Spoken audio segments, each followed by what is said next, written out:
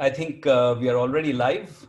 So let me take this opportunity to say hi. Hi, Sean. Nice to see you here. So hi to everybody. This is the first of a series of smart talks, which we have organized once every week. And hopefully by the end of the year, a lot of good information should be curated in one place to benefit those who are interested in abdominal wall surgery. So let me introduce Nimisha to you. So Nimisha, please take over.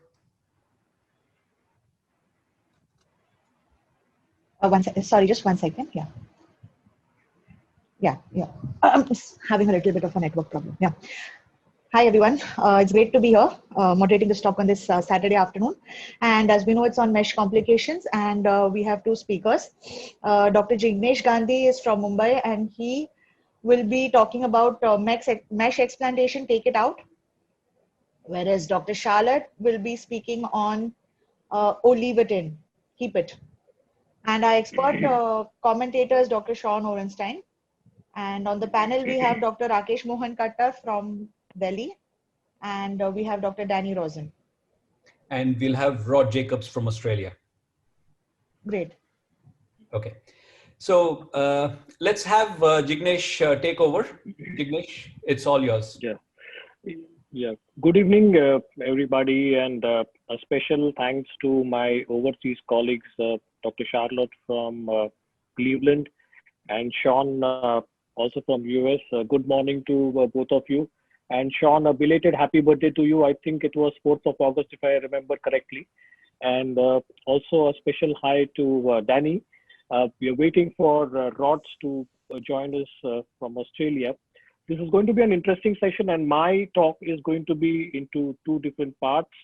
The first part is going to be about my take on take out the mesh. And then the second is going to be a case scenario where we are going to discuss about with the eminent panelists and everyone around us. So I will share my screen now.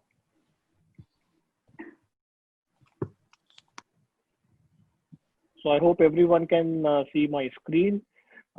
First of all, happy Independence Day to everyone in India. And it happens to be a very proud moment for all of us, especially in the times of COVID today. I have no disclosures for this talk, but I am a faculty for Johnson & Johnson, Bard, and several other companies for surgical education.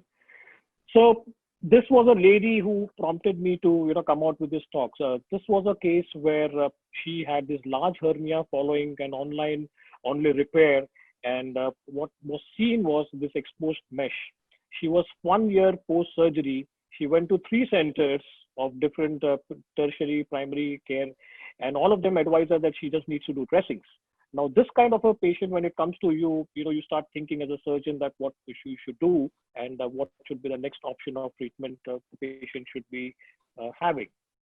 So this is where you can see the exposed mesh. As for all of us, one day in the OR, we have a lady patient, say with a previous C-section and a hernia.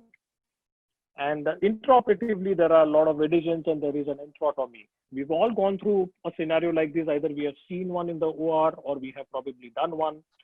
And then the question comes up, a small or a big hole, spillage, what next? Because all these are very, very arbitrary definitions and we don't have a clear-cut guidelines about what exactly that means. And then the important question in a scenario like this is either you're going to mesh this patient or you're not going to mesh this patient. And then subsequently, the whole chain reaction starts.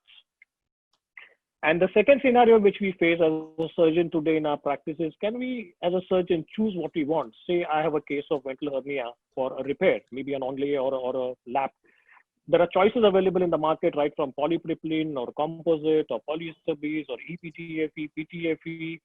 And is it possible as a surgeon that whether we can choose the mesh, because the selection of the mesh depends on maybe the surgeon's choice, maybe the company or the hospital logistics, because not all of us are privileged to exactly know and what we are going to choose when we can. So I begin this talk. This is our Indian flag, and I'm going to take you through mesh science versus the surgeons. And obviously, then we will have the second part, which is going to be on the mesh complications, and it will be a case-based discussion. I am a AWR surgeon based in India at GS Medical College. I'm an additional professor in surgery over there. So if you see today, when we have implanted the mesh, the fate of it is either the patient is going to become all right and go away, or you can have a mesh infection or a mesh explant. Next is mesh salvage, which is now slowly coming up. So I'm sure what has happened is that we have gone beyond this triangle, and slowly there's an offshoot and talking more and more about mesh salvage, which obviously we will hear from the other speaker. But my talk predominantly is going to move between the mesh infection and the mesh explant. In mesh infection, if you see what happens because of the mesh infection, today we have a morbidity that the patient has to undergo another procedure. There is an impaired wound healing. There's a functional loss of the abdominal wall if the mesh infection is to a larger extent, and there is an extended hospital stay, and more importantly today, medical legal issues. So we are all worried about this frightening complication when we go through as a hernia surgeon. This is an interesting diagram about how, what happens right from the skin to the muscle and how a hernia surgeon thinks about managing a patient. 60% of the infection in the mesh, they come from gram-positive infections and this come from the skin, while 30% of them are gram-negative infection, which come from several other reasons, right from the procedure, what you're going to do.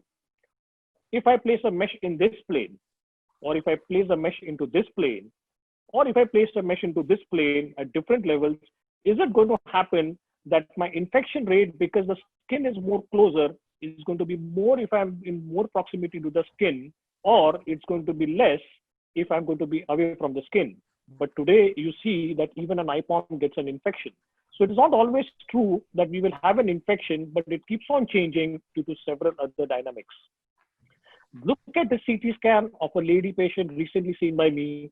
My arrow is pointing towards the distance between the skin and the fascia. And as we go through, we will see what is happening. So you can see here, as I go through down on the CT scan, this is where the hernia starts. And okay, I have plans in my mind, but you can see that she's got a huge rectal divulcation.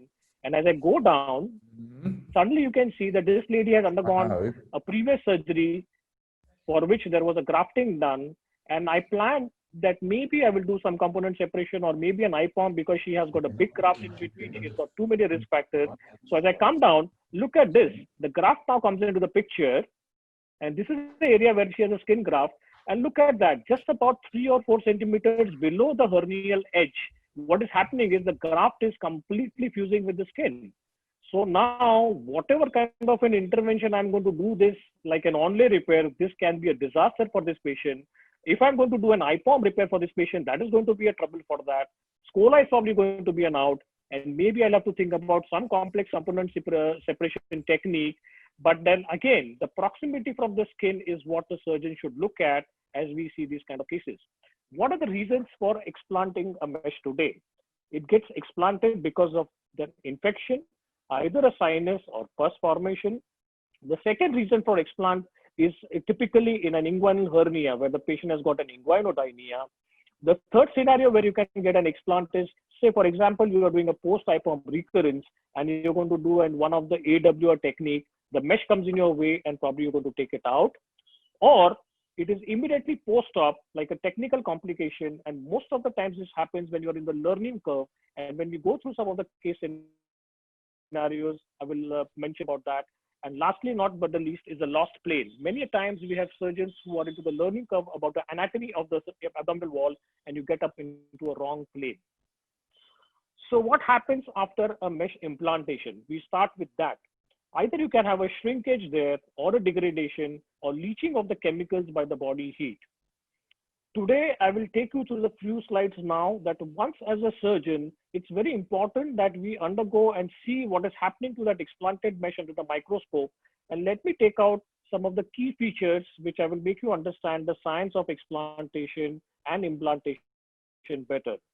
So what happens to the mesh when we put in? There is an inflammatory reaction, and macrophages is always they are there to fight with the foreign body, which is the mesh. Surprisingly, what also happens is there is a liberation of a lot of metabolites along with that, which goes on from months to years. But most important to remember, which I read was very interesting, is as we have inflammatory reaction happening, the surrounding tissue starts getting damaged more and more. Now, this is very interesting in hernia is because you're trying to make an area of weakness stronger by putting in a mesh, but you are trying to balance the pendulum by having a surrounding area which can become weak and more prone for hernia formation, and then non-specific damages to the tissues. So this is a typical case where you can see that this is an implant, and predominantly around the mesh, you can see the macrophages which are loaded around in that area. That is again a zoom picture to show you the presence of macrophages. Mesh integration and scarring. So when you put in a mesh, there is a clotting fluid layer which ultimately develops into a granulation tissue around that. You can have two issues. You can either have a repair or a rejection, which is an ongoing process. And around the mesh, you will have two layers. One is an inner layer, which is a layer of inflammation, and the outer layer is a layer of scar. And it is between these layers, you have trapping of the bacterial organisms, what we also call it as a biofilm. We will talk about that a little later. And then you have the fibroblast laying, which then turn to myofibroblasts. Now, these are the ones which cause the contraction of the mesh. So it all depends on what kind of mesh, what way, what inflammatory reaction. The more the myofibroblast, the more the contraction. And you see in the literature, the contraction rate is anywhere from 8%, which can go up to 40%. And this can be one of the reasons for your rolling of the mesh, pain and discomfort. So this is during the implantation. You can see this yellow thing represents the mesh or the implant, and that is a granulation tissue. In the healing stage, you can see two layers there. There is an inner layer, which is of the inflammation, and the outer layer, which is the fibrous capsule. Now, this is the one which actually forms the scar when we have a mesh implantation. So, for example, if you're using in a macroporous mesh versus the microporous mesh here, in a macroporous mesh, what happens is over a period of time, this layer starts getting lesser and lesser, and then you can have more tissue which integrates there. And this is very good and favorable for the patient. While in microporous, what happens is that the in-between bridging area always remains, the inflammatory layers get more and more stronger, and you can have a formation of what is known as a scar plate. Here you will form a scar net versus you will form a scar plate here. And I will be talking a little bit about folded mesh because this is what we used to do. I still remember during my residency days, we used to have a piece of mesh, and at the end when there used to be an extra mesh, we used to be always told that just fold it and stitch it up there, and we will see what happens because of that. Let's talk a little bit about the tissue innervation. We always know that mesh is also known to cause nerve injury, and it is because of the axon disruption. It can either get trapped, or the nerve can get distorted, or it can pass through that, and there'll be pain at odd sites. Now look at this. This is what typically happens to mesh and the nerves. In a macroporous mesh, you can see that there is a big gap. So even if you have an entrapment of the mesh, nothing happens there. But as you come downwards, you can see that the nerves start now joining each other here. And in a typical microporous mesh, what will happen is you will have entrapment of the mesh, or there will be crisscross connections. So you will have points of trigger where the patient will have a lot of pain, and there'll be points where the patient will have no pain. But unlike that, look at the macroporous mesh, you will see that the things are totally different. Now coming to this scenario, which also shows you about the mesh ingrowth, the brown one represents the nerve. This is typically an area where you can see, this is the first slide where you can see the nerve and the blood vessels around the mesh. The mesh represents the yellow circle. Then you have the second scenario where now the two nerves are trapped between the mesh particles. So you can see this is typically a patient where he has severe pain because of the trapping of the two nerves. This is a scenario where you will see that one of the nerves have got spared and it could make its way through this mesh, and that's the reason the patient is very, very comfortable. And this fourth one is a scenario where you can see the sandwiching of the nerves between the two filaments. Mind you, this is all happening under the microscope. So as a surgeon, when we have explanted the mesh, I would always request that we should go back into the labs and see these things so that we can understand what exactly has gone wrong with the patient. This is another scenario where you can see the mesh migration, and where you can see the nerve, it's found a way over it, and that's where the entrapment is happening. So this is again an area where there is a mesh migration towards the muscle, and that's because of the myofibroblast, which I talked to you earlier on. And this is again a scenario where the mesh can cause a nerve distortion, and this patient will typically land up with a neurogenic pain. Coming to this neuroma formation, you can see that this is typically a neuroma formation because of the sandwich of the nerve between the two mesh. And clinically, how it is important is the dermatome mapping. So this is one of the clinical indications where we know that the circles represent normal sensation. This is a painful area, and the minus represents a numbness. This was developed by Rigo Alvarez and then popularized by David Chen. And I see a lot of centers abroad in the US using this.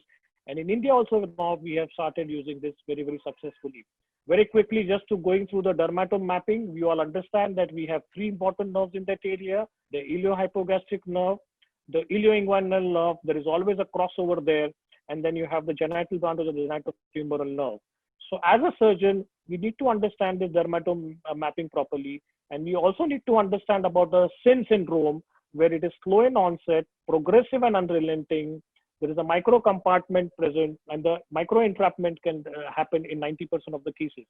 The reason why we are discussing about the nerve hernia repair is because this can be one of the reasons for developing an explantation of the mesh. So what are the principles as a surgeon we should follow? Try to preserve the nerve whenever you can. Cut sharp if you're in doubt, because if you're going to cut it in a brutal way, then they will be leading to a painful neuroma formation, which we saw under the slides. Embed the end into the muscles. Don't keep them bare. Try to put them into the muscles, because the moment you put them into the muscles, you will not have any painful trigger points. And pain mapping post-op is very, very useful. I came across one article where in trying to differentiate between on the VAS score in a patient with an inguinodynia, if the score is less than 6, most probably it seems to be a nociceptive pain. But if it is more than that, it's because of the neural entrapment. And that's how the clinical decision becomes very, very useful. A very nice algorithm propagated by Professor Rigo. Coming to the second part about the mesh and the urinary bladder. So this is something very interesting. So what happens is there is something which is known as mesh folding or curling. It can happen primarily because of the intraop or perioperative reasons, or it can happen secondary, which happens slowly after the tissue ingrowth. Let me tell you what exactly happens. So in the primary, the mesh gets folded because you're not cutting the corners, and you're laying an extra piece of mesh over there in that area, and it is over for the size there. The mesh which are easily folded are the soft, lightweight mesh. So on one side, the science tells us that macroporous mesh or a lightweight mesh probably would be good. But I think you have to balance it out that it has to be a macroporous mesh, not necessarily lightweight, because lightweight meshes are very easy to fold, and I will show you with some nice pictures. And mesh folded, which typically happens post-extubation, patient has got a vigorous cough, or he makes some kind of an untoward movements, and then you can have a folding of the mesh. So the mechanism is that the core muscles contract and relax. The bladder descends because most of the times we have put in a Fore's catheter, and that's where the bladder is decompressed. We put in a mesh there, and typically I'll show you what happens when we have not put it properly. And then post-operatively, the patient has got bowel movements, which also affects the mesh, and so on and so forth. And abnormal movements by the patient. So sometimes a lot of us are enthusiastic in sending our patients back home. We tell them, okay, you can start doing your activities. But mind you, in groin hernias, one has to be very careful. This is a graphic representation to show you that what exactly we do when we put in a mesh. That's the Foley's in the bladder, that's a bladder compressed. Now imagine this patient has got a distension of the bladder post-operatively since you have not put in a catheter. This is what exactly happens with the mesh at that time, if it is not in the right plane. And typically when the bladder is going to get decompressed, this folded component in a mesh which is very, very light remains there, and that propagates over a period of time, and it can lead to a very bad scar formation, more doubling, and formation of a meshoma. This is one of the nice pictures, depicted by one of my residents, Dr. Virendra. You can see that this is a mesh which a surgeon has put early on in his career in a TEP or a TAP, and you can see it's not properly going across all the areas where it needs to be. So what can happen? In this patient, post-operatively, there is a distension, and you can see this classically, the mesh is going to get folded. Now, if you have a mesh which has got a property where it's not going to bounce back in its own place, this folding of the mesh is going to create all the possible complications after that, and that can lead to further sequelae. This is another area where I called it as a sail in the wind phenomena. This is a mesh where there was a large disect hernia. The surgeon has put in a mesh, but he has not overlapped the mesh adequately beyond the pubic symphysis. Neither he has fixed the mesh. The patient coughs post-operatively. The mesh tends to pop up into the defect. And this is what typically happens with the sail in the wind phenomena. So if you have not tacked your sac or you have not put your sac into the place, either in the Cooper's ligament or onto the rectus muscle, this is what can happen in your case. So the ideal thing would be something like this, that you would be overlapping the mesh in all the directions and see to it that it is placed well in front of the bladder when you're putting in the mesh, because you do not want the mesh to get folded. So I'm seeing a lot of discussion happening on the AWR forums at what exactly must have gone wrong. These are the phenomena which are described in the literature, and that can lead to the first folding, the second folding, and so on and so forth. This is again a patient where the mesh is placed and the patient post-operatively has got some constipation, there's the bowel movement. Mind you, all these things are described in the literature, and there is a movement of the mesh doesn't remain in the place, and then you have a recurrence which comes up very, very soon.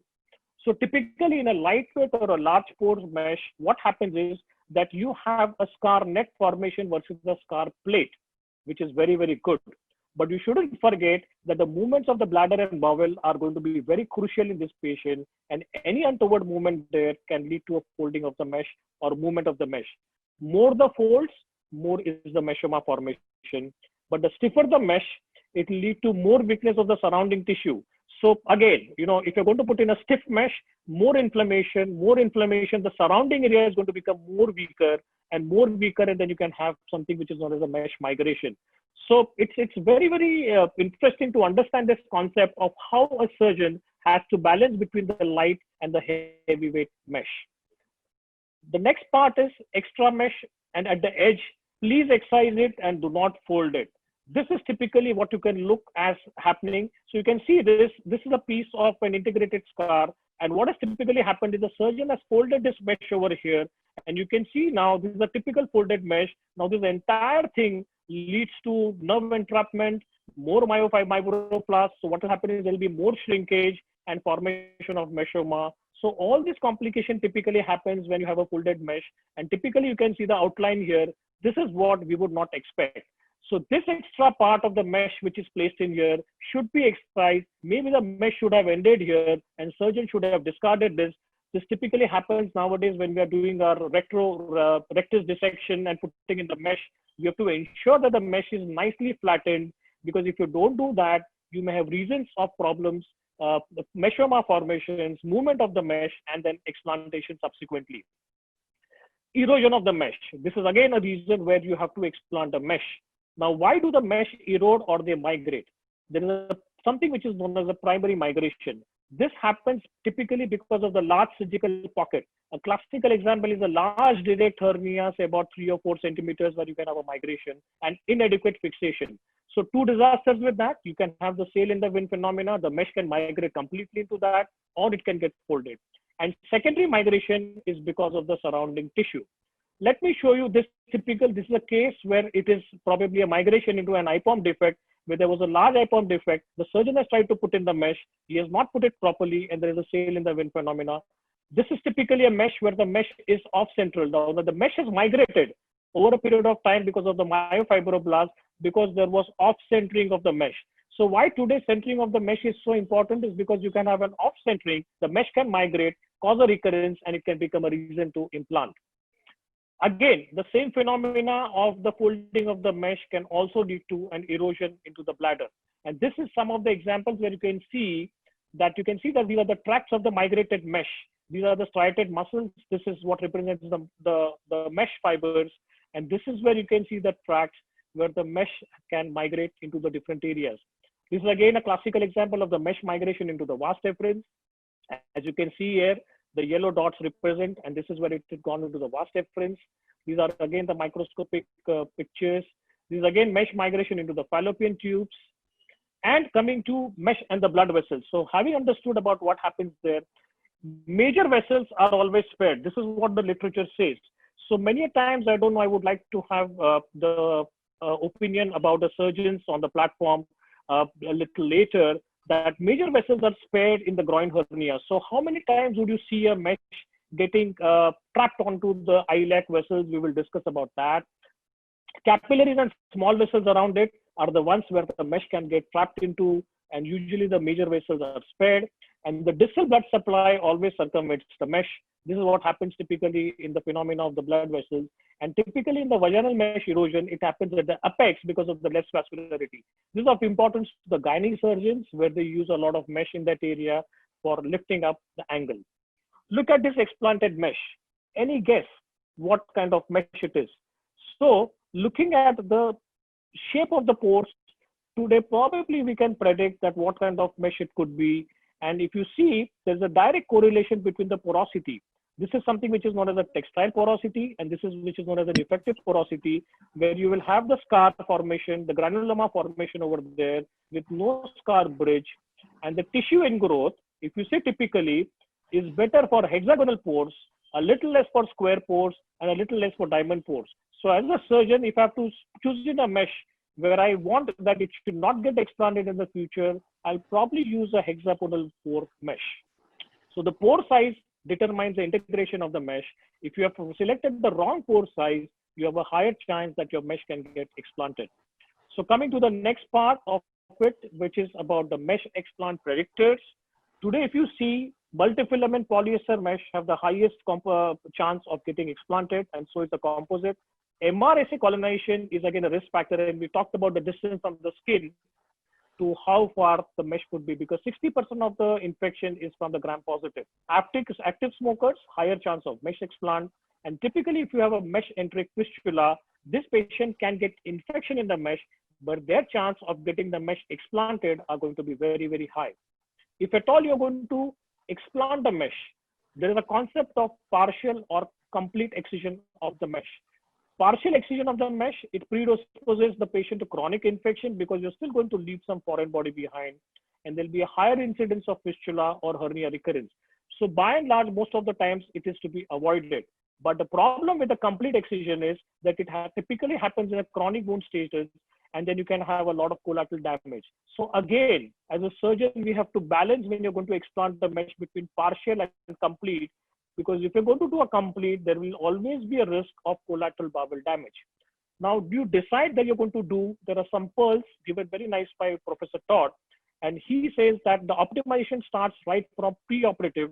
You will do deep cultures, involve an ID specialist, which is so very important today, a CT imaging to what is going to happen, and the bowel prep is absolutely required. Intraoperatively, you will do a remote access. So try to go from a virgin area, which all of us have been taught, and do a meticulous radiololysis. And the pulse during intraoperative is pedicalized approach. That means dissect from an easy area, come from all around, and then come to the most difficult part.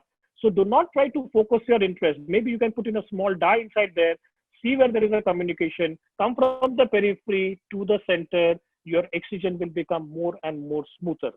So post-explant, again, $1 million question, whether you're going to do a suture repair or a mesh repair. Now, the primary tissue repair in a contaminated zone has almost 80% of the recurrence. So this is where you stand today, that you're going to have most of these patients coming back. But if you're going to do a multi-stage repair, and you're a proponent of that, you will probably do a clearing of the infection and then decide the plan. But the proponents of the single stage today, because there is a group of surgeons who think that single stage is possible, but they will be more and more use of biological, and even today some meshes like physio mesh and others, where it's a biosynthetic mesh. So you as a surgeon have to decide between these three, looking into all the other parameters what the patient can have. So the mesh has to come out, but then what you're going to do after that is what you're going to decide as per the protocol. And then there is something which is known as a bridged single stage, because by and large, in most of the times, whenever the surgeon is adopting a single stage repair, it always is a bridge repair. But again, this can stand to a high chance of recurrence. So we have options available after the explant, what to do, but we have to weigh the pros and the cons. Another offshoot which I saw recently, and I'm sure Dr. Charlotte is going to talk in details about that, is the mesh salvage, because this is coming up more and more, where you aspirate or drain the fluid collections. You either do a partial or a complete mesh excision, debridement of the unhealthy tissue, a VAC application. But the problem is that these patients are typically on a chronic antibiotic therapy, which leads to immunosuppression locally. Now, this is not what you would expect, because the more you're going to have an immunosuppression locally, you probably would stand a chance that this patient might come back with a recurrence. So can we prevent mesh biofilm formation as a surgeon? there are very interesting case report, and this is a study which talks about impact of diclofenac and ibuprofen on the biofilm formation. So they have studied in 2015 and published in Hernia that the use of diclofenac and ibuprofen today can probably help you against the gram-positive infections and prevent the biofilm. Because once the biofilm is formed, it's definitely going to lead to an infection, which subsequently can lead to an explant. That is what the statistics say. Another concept about the mesh degradation. So if you see today, polypropylene in vitro, what typically happens is it leads all these toxic materials. And then there is oxidation, degradation of this material. But polypropylene in vivo incites more inflammation. So it is not that it is always for that polypropylene is good, but it can incite more inflammation. And it can also lead to a phenomena which is known as a cracking of the mesh, which confirms the degradation. So again, the surgeon under the microscope, you have explanted the mesh, try and see whether you can do studies like this, where you can focus and find out whether there has been any degradation of the mesh, which typically has got an appearance like a bark in the regular or a polarized light. And this area tells you that this mesh has probably got integrated well, but this area here tells you that there has been a degradation of the mesh. Now, this is the reason why your mesh got explanted. And that's the reason why the mesh had to come out. So this is how typically it looks like on the surface. You can see the cracking. And this is typically a mesh which was probably more stiffer, more inflammation, and that's the reason it had to be rejected and it had to come out. So I probably have come out with the conclusion that a typical mesh explant report by a pathologist today should be standardized.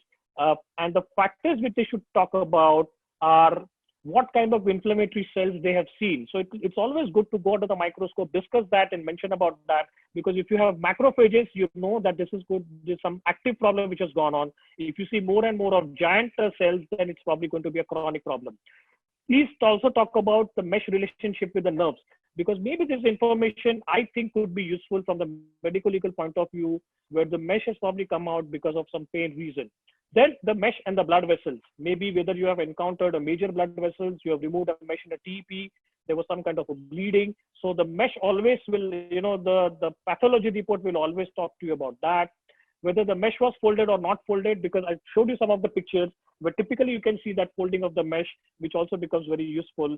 And it also talks about the mesh migration, because from the microscopy, you can make out looking at the striated muscles whether the mesh has moved or not.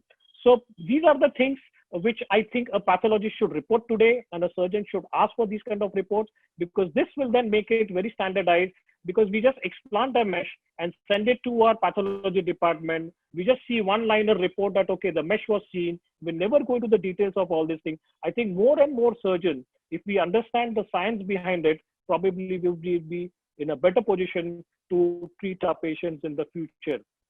So to conclude this part of my talk, 75% of the explantations happen in the first 3 years. So mind you, if at all a surgeon says that my hernia repair is very good, according to the literature and the science, you have to follow up your patient for 3 years before anyone explants your patient, the mesh. 50% of the implanted mesh get explanted. So this is also very, very shocking. That means if you have done 100 cases, maybe 5 out of them are probably going to get explanted somewhere down the line. And the type 1 and type 3 ratio is altered in about 70% of the cases. So that means that most of the times it is a metabolic reason where the mesh gets explanted. 30% of the times, these are other reasons where we can correct and we can attribute to. And also certain things like smoking or a chronic immunosuppression and many others, which can alter this ratio, where surgeons can be of help. Important learning point is periprosthetic area always gets weakened due to mesh inflammation. So remember, in trying to make a weaker area strong, you are making the surrounding normal tissue more weak. So you have to off balance, and this is where I feel the concept of overlapping of the mesh is coming up. So if you have a larger defect, the larger the overlap is, because if you have a smaller overlap of the mesh, you are going to make the area beyond that more weaker, and that's where you can have a mesh shrinkage or a mesh migration or a meshoma formation. And smoking obviously will aggravate the existing type 1 and type 3 ratio. So this is what we are seeing more and more abroad. We are seeing centers where are talking about the nicotine levels before the surgery. But I'm recently seeing more papers, and it'll be really interesting to have views from Charlotte about the serum nicotine levels and what is the importance of that today. or are we just talking about a change in the paradigm shift? So with this, I would probably end this first part of my talk and over to the moderators, Dr. Ramana. Thank you. All right. So that was a very new, very engaging and interesting talk. So Jignesh, you've done great. I'm sure a lot of us have really enjoyed what you had to say. You know, I'm not one to waste time on praise, but you did great. Thank you very much. Thank you. Thank you so much. Nimisha, if you're around, please take over.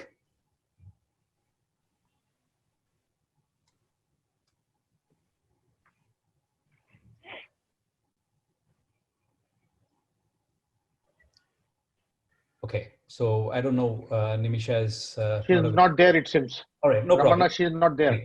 That's all right. So we have our next speaker, Charlotte Horne.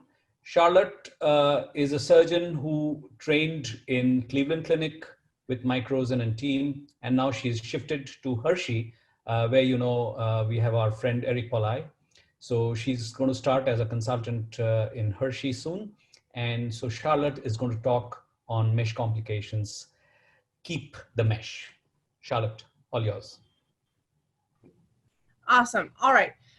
First, I'll answer your question, Dr. Jignesh. We used to check nicotine levels on patients all the time, actually preoperatively, and if they were positive, we would cancel them day of surgery. But Dr. Petro, who's part of Dr. Rosin's group, recently wrote a paper that said, you know what, maybe although a lot of the stuff that looked, all of the data that looked at a lot of these databases show that there was a significance, it probably wasn't clinically significant. So we will repair people even if they are actively smoking, with the exception of is if we are doing like a redo TAR or like a complex peristomal, or, you know, they have like a ton of medical comorbidities. But I think it's a little bit more nuanced than just like if you're smoking, you can't have a hernia repair. But with that, I will start my talk. Here. All right. So let me just go back to the beginning. I am talking about just leave it in, and I think it's an interesting topic for me. I will tell you, when I was a chief resident here, I took a patient back to the OR, and they had a ventral hernia that was causing a bowel obstruction. They had multiple pieces of mesh in, and I called Dr. Rosin when I was done, and I said, okay, this is what I did. And I was like, but there was some mesh in, and I just felt like it would destroy the abdominal wall if I took it out. And he was like, Charlotte, you'll never do that again as my fellow. And here I am now talking about reasons why you probably should leave mesh in. And certainly as I progressed through my fellowship, I was like, whoa, why are you leaving that mesh behind? You normally don't do that. So I'm just going to kind of talk about some of the nuances when you're kind of thinking about how to salvage mesh. Either it's mesh that you've put in, or you're seeing a patient that has been referred to you that has a recurrent hernia, and you're kind of trying to manage the mesh that has already been put in, as well as kind of go through some case scenarios. So I have no relevant disclosures. So I'm going to talk about what types of mesh should not be salvaged. Dr. Jignesh kind of talked on some of the properties of the mesh, and I think that that's really important to understand as to whether or not, you know, you can leave that mesh in and be okay, or if you leave it in, you're going to be stuck with complications down the road. Some of the mesh that's safe to leave behind, and where the location the mesh is, if that can kind of affect your ability to leave it in, whether or not you'll be able to salvage that mesh. And we're going to kind of discuss a couple of cases to kind of decide, you know, how we would manage these situations. So I'm going to start off with a case. The first case is a 53-year-old female. Her BMI is 34. She is a diabetic, has hypertension, hyperlipidemia. She has anxiety, and she actually was a smoker, but because of the complexity of her hernia and her poorly controlled diabetes, we told her she had to smoke and lose some weight before she could have a hernia repair. So she actually did manage to quit smoking. Her past surgical history was significant for a hysterectomy and a tubal ligation. And what we do is we always get the operative notes before we see a patient in clinic and get routine CT scans. And in this case, the operative note said that she had an internal hernia. So a hernia, but presumably no mesh that was left behind. So here's her scan here.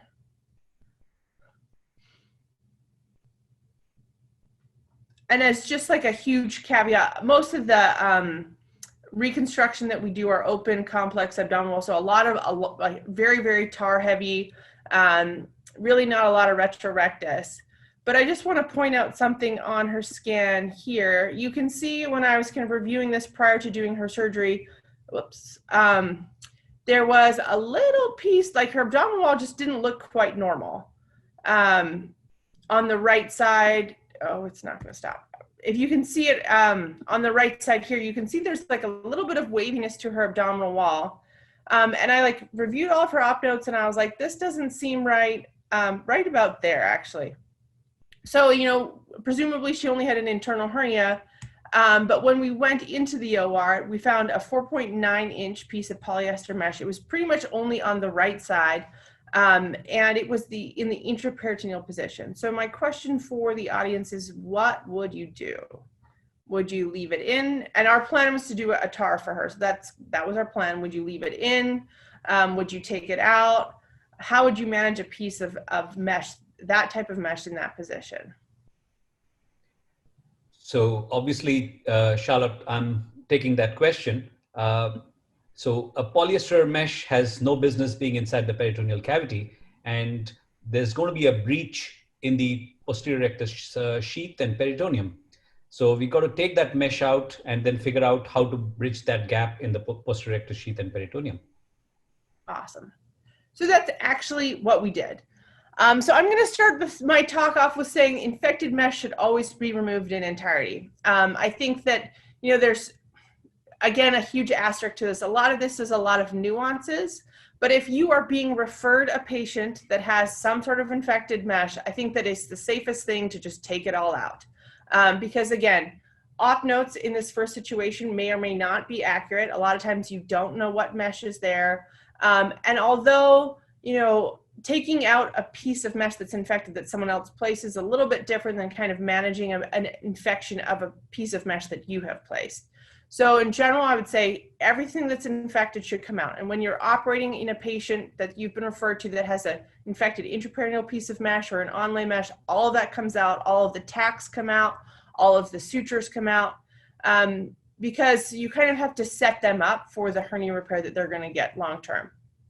So, but some questions to ask when you're not being dealt with infected mesh is, when should you leave it in? And I think you need to answer these three questions. Number one, why are you operating? Number two, what type of mesh is there? And number three, where is that mesh? So first off, why are you operating? Obviously, an emergent operation, this actually patient far left is someone that's spontaneously eviscerated at home. So operating for an emergency, I think that, you know, addressing the mesh at that time is not appropriate. You kind of fix the immediate issue and say, listen, we'll deal with the mesh another time. If you're doing a planned elective hernia repair, such as in the middle, I think you need to be very cognizant about where the mesh is, what mesh is there, and it's probably best to take out the mesh the majority of the time. If you're operating for an infected mesh, and this mesh is actually from a TAR Rosin did 7 years prior that was now infected, in general, you should take out all the infected mesh. Again, nuances that are important to understand are, what are you going to do if, you know, you have done a TAR and it's just a small piece of mesh at the side that's a problem? What type of mesh is there? And we'll discuss some of those things as we move through the talk. So, as I had previously mentioned, the best way to kind of figure out if you can salvage this mesh is to know what mesh is there. Imaging, you know, it's routine for us to get CT scans preoperatively so we can kind of see where the mesh is and what type of mesh is there. Operative notes are always, or usually extremely helpful. But in general, when you're going to the OR to salvage a piece of mesh, try and collect as much data as possible. And so the second thing is there any evidence to suggest like how we should manage the mesh, which meshes will perform well even if they do get infected, or if you're doing a redo hernia repair and there's mesh there, what is going to happen to that mesh? And Warren et al. Out of North Carolina actually published a wonderful study that looked at 213 ventral hernia patients that the mesh did get infected. and they analyzed the mesh type, the location, they looked at all the patient and operative factors, whether or not those people were reoperated on and what type of reoperations they had, and they kind of stratified the mesh salvage rates. So I'm going to kind of use some of the stuff that they had mentioned in their study to kind of guide how we're going to decide whether or not the mesh can be salvaged or if we should go ahead and remove it. So the first thing is that mesh that can be saved, a barrier-coated or composite mesh in the intraperitoneal position is not one of them. These are the intraprosthetic fistula rates, and by far and away the highest were a composite piece of mesh and if it was in the intraperitoneal position. So I think, whether or not you have put that mesh in and it's infected, whether you are reoperating for an infected mesh or you're doing a recurrent hernia repair, if you encounter any sort of composite or barrier-coated mesh in an intraperitoneal position, that mesh has to come out. There's, the risk of having a long-term complication because of that mesh is just too high, and there's no way that, the evidence says that mesh should not stay behind.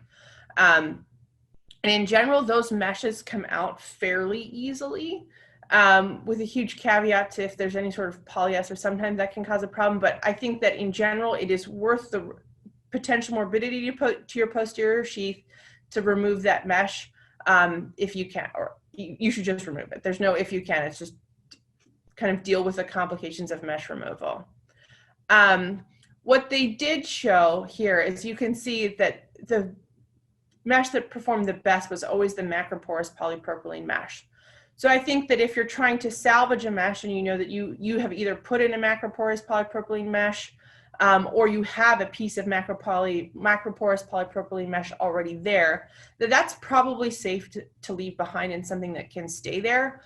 Pretty much everything else will probably have to come out, whether or not, if you're doing a redo hernia repair, then you should just take it out at the beginning.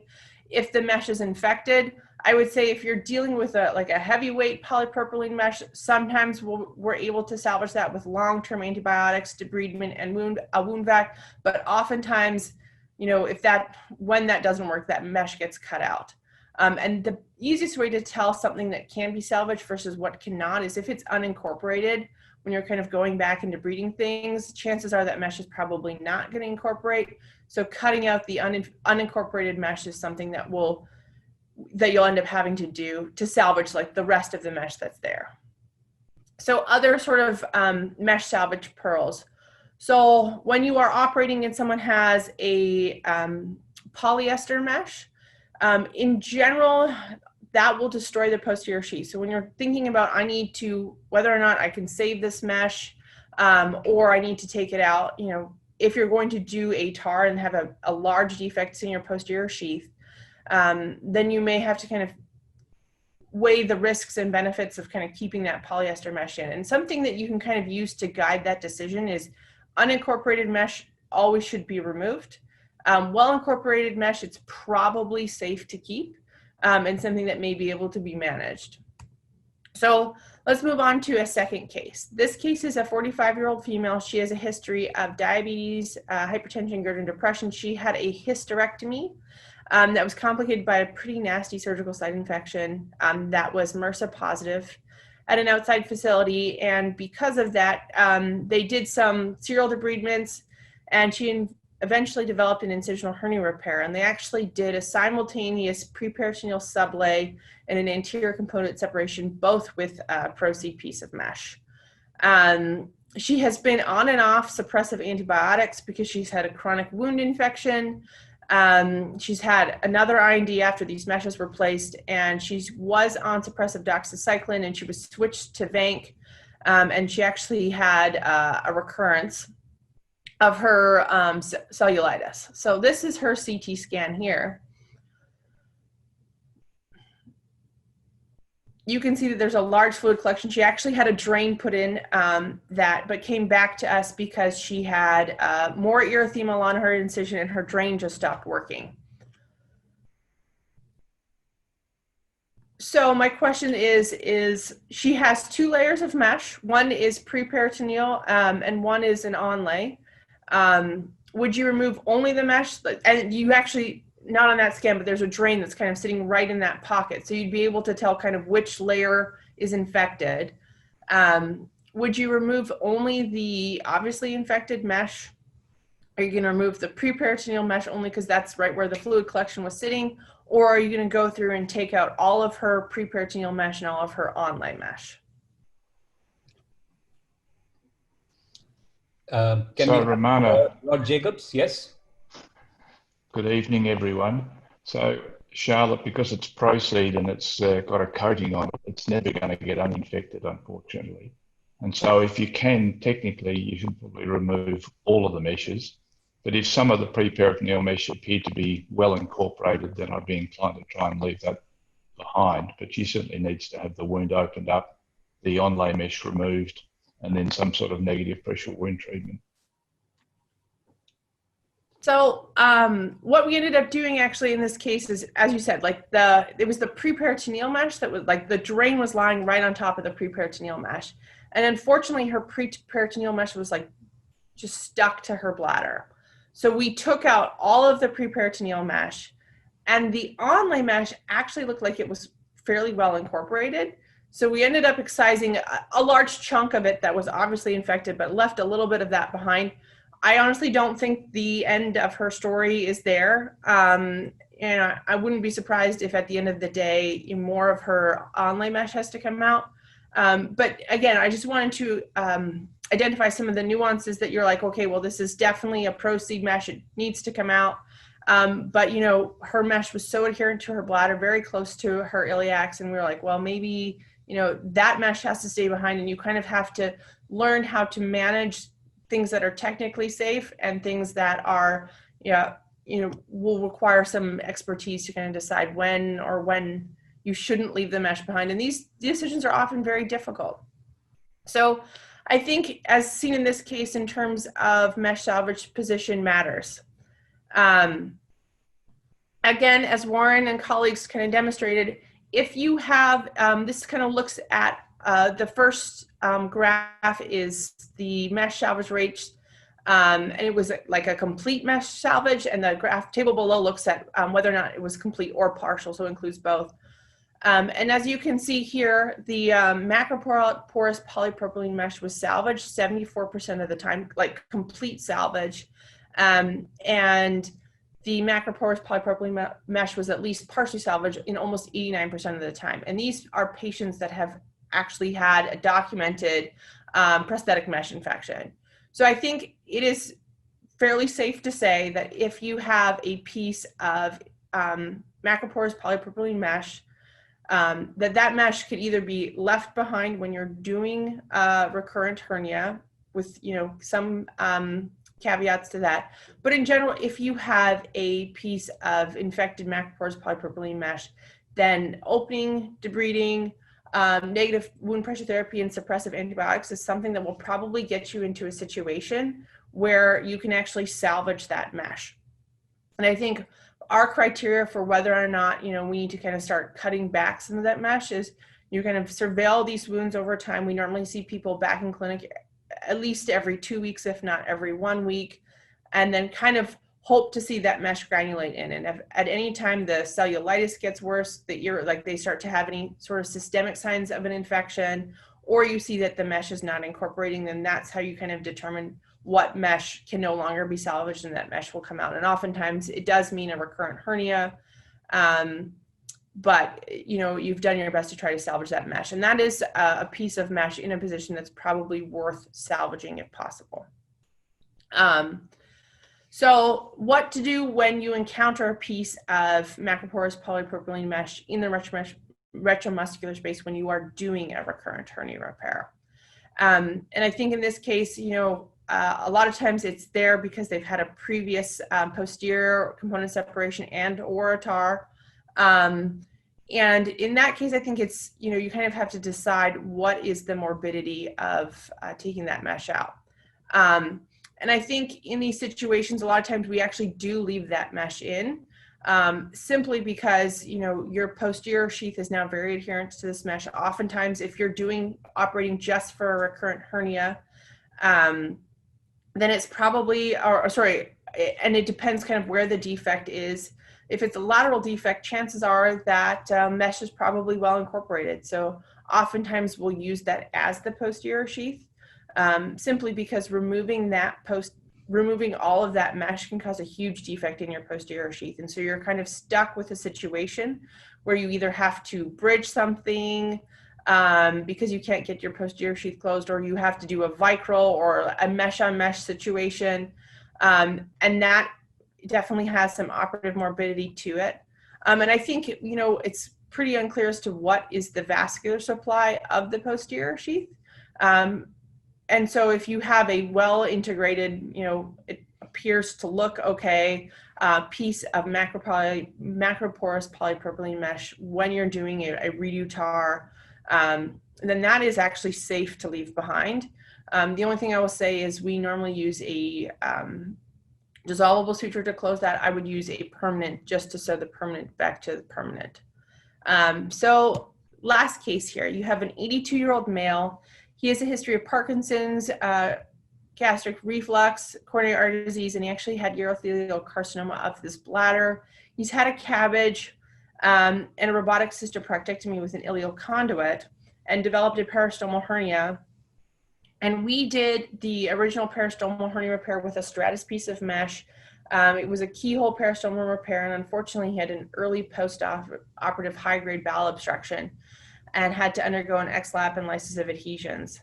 And he came back to us because he had multiple bowel obstructions, actually, and increasing pain. And we got a CT scan for him, and he has a recurrent midline as well as a recurrent peristomal hernia. Stratus actually looks really good, other than the fact that it's recurred. So my question, I can see Rod Jacobs saying something. My question for you guys is, what would you do? Okay, Rod, are you saying something?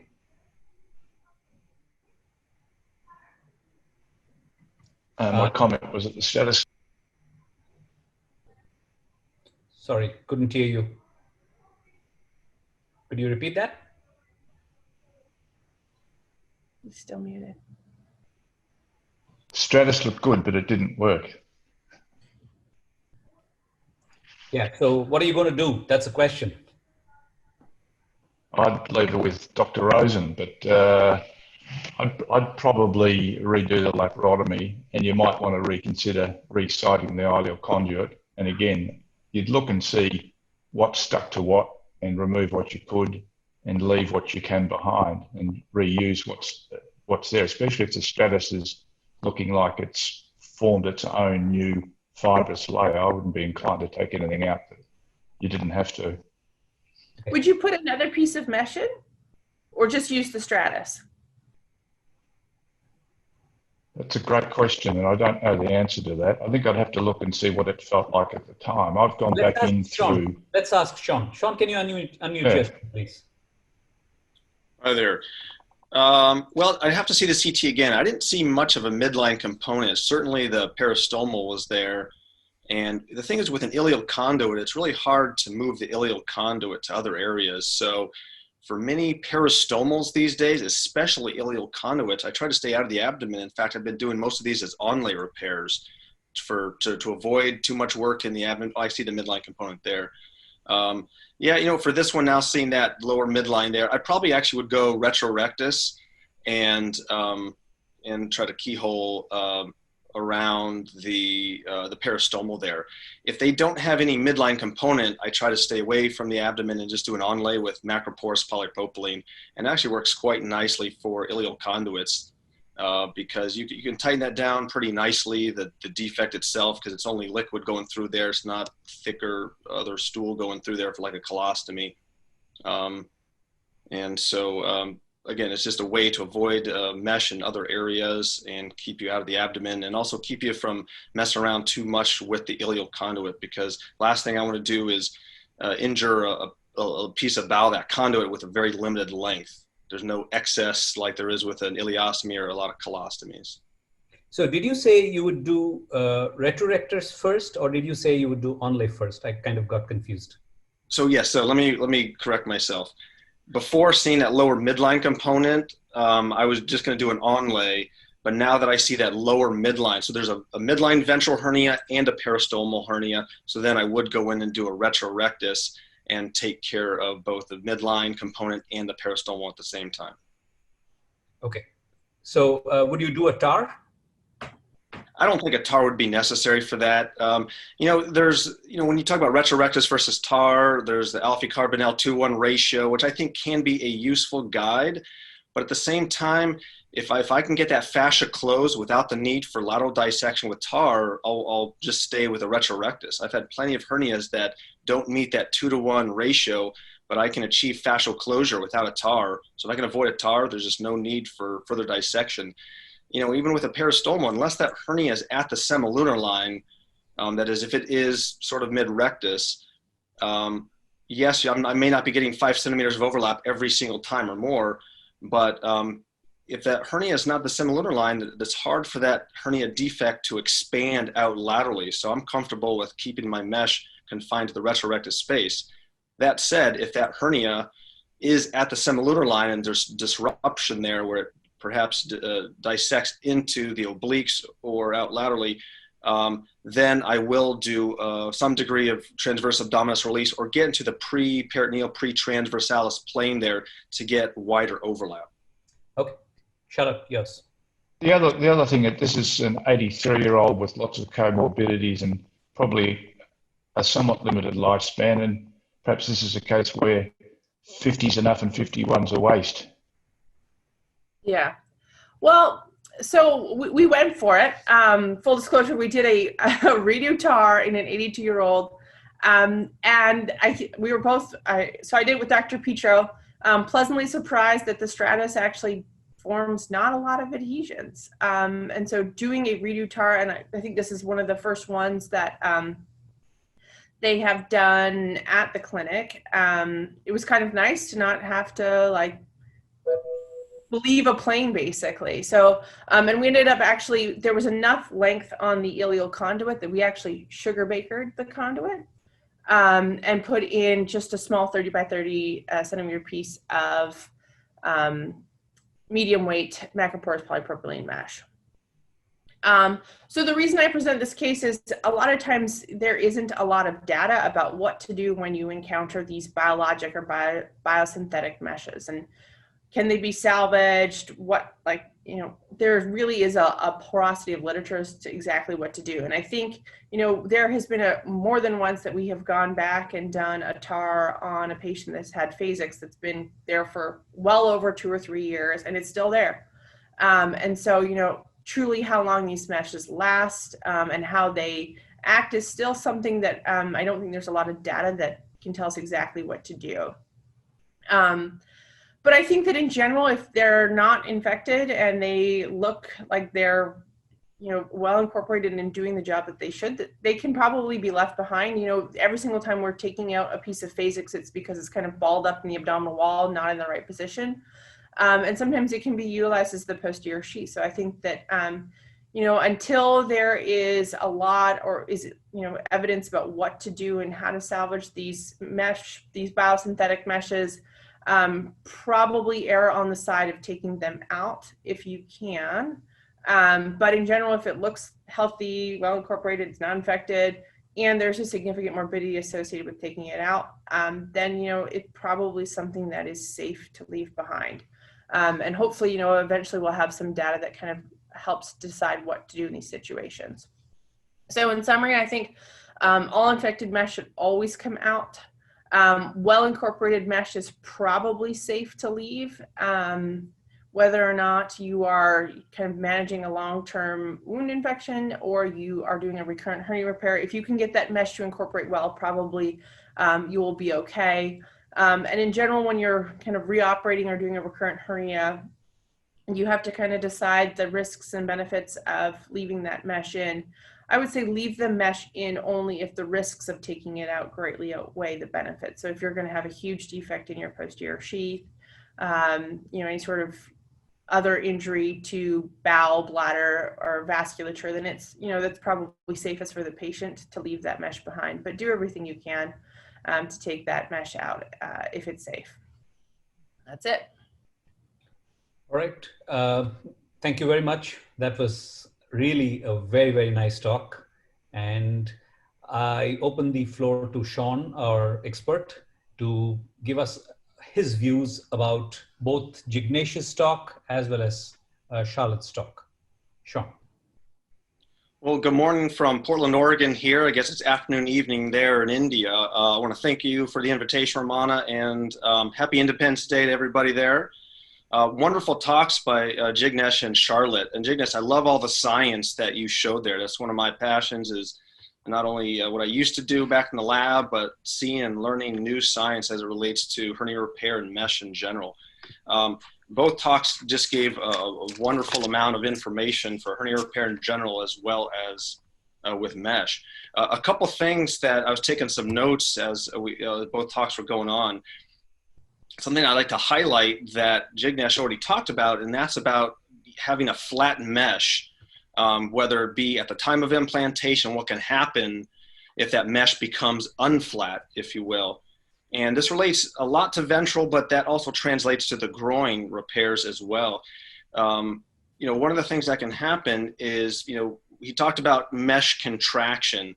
And one of the side effects of mesh contraction is that if that mesh looks perfectly flat upon implantation, you get mesh contraction. And depending on how that mesh is fixated, or depending on how it's situated in that tissue plane, as it contracts, a lot of times at the edges, you get the scalloping of the mesh. And when that mesh goes from 2-dimensional flat to 3-dimensional, that's when you tend to get a lot of adhesions and problems. You get increased scarring and fibrosis around that.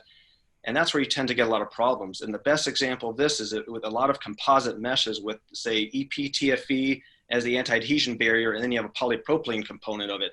Well, those two materials have different rates of contraction.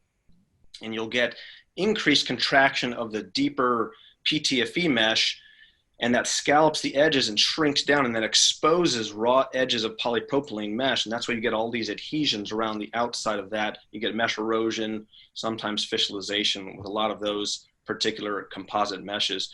For IPUM meshes, fixation is crucial for those. And if those edges aren't perfectly opposed to the abdominal wall at the time, and then that can again be exacerbated by mesh contraction, that can lead to some problems. So I think a good attention to detail when an IPUM mesh is being placed can at least reduce the risk of those sort of nasty adhesions and problems at the lateral aspects of the mesh. But that sort of concept gets translated into the groin. And that's why there's a good recommendation from European Hernia Society and the World Hernia Society guidelines as avoidance of 3-dimensional mesh in the groin, avoidance of mesh plugs, Prolene hernia systems, and the sort. And the whole idea is those 3-dimensional structures create a lot of inflammation and a lot of fibrosis around it. And that in turn can lead to either chronic pain down in the groin or mesh erosion and other complications related to mesh. And don't confuse those 3-dimensional meshes with contoured mesh. There's 3D Max, which I tend to use a lot of. That's just a contoured mesh. It's really a flat sheet that's slightly bent to fit better in the groin. That is not the same as a bilaminar mesh or a mesh plug. So that's my thought about trying to keep that mesh as flat as possible. Now, the last thing about that, which is interesting, is I use a lot of macroporous polypropylene. That mesh can actually tolerate a lot of folds and overlapping. So that particular mesh, I don't have any problem overlapping with its own self. So when I do a lot of TARs, I plate a lot of home plates where I have overlapping of macroporous polypropylene. Or for example, if I have a little extra at the edges and they fold over, as long as they fold over flat and collapse on itself, it's probably not going to create any of those issues I talked about with 3-dimensional mesh. Do you think transfascial fixation when you do your TARs is important? I know this is becoming very controversial now. That's the golden question that's been debated for the last couple of years. That's a good one you got me with, especially since you're going to be joining Eric Paula there, or you are joining, excuse me.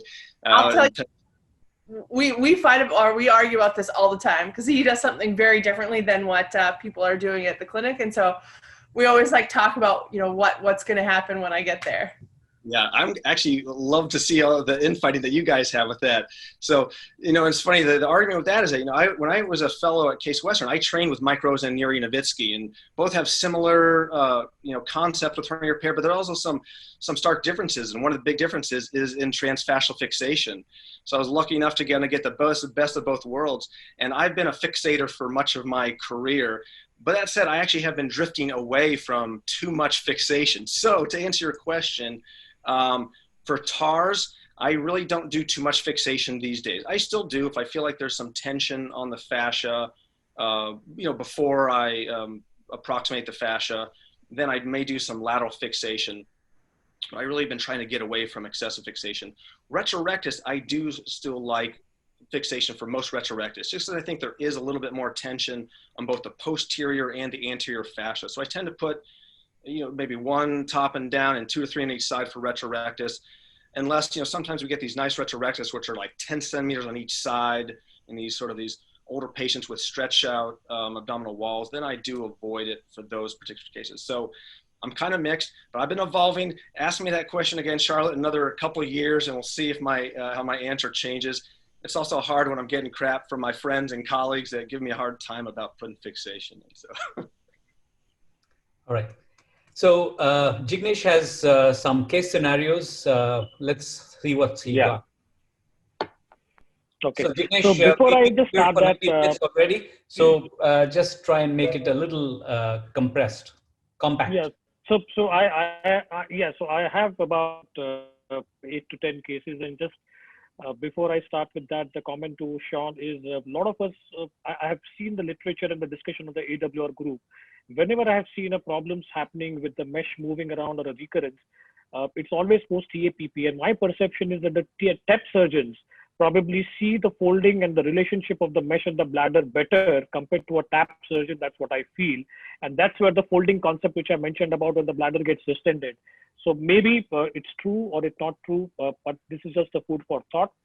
Let's come to the second part of my talk, where I'm going to talk about the mesh cases one by one. And we will start with our expert panel. We've got Danny, we've got Dr. Rod, Sean, Dr. Ramana, Charlotte. So I'll probably go one by one to each one of you. That's my case number 10. So this was a gentleman who had, so maybe I'll start with Danny. Danny has been quiet for some time. So Danny, this was a gentleman, I could get the pictures. He had undergone a hybrid procedure for an ETEP about a year back. And this is a patient here. So these are the port placements where you can see that. And this was an uneventful surgery with a huge amount of momentum stack, which came out that.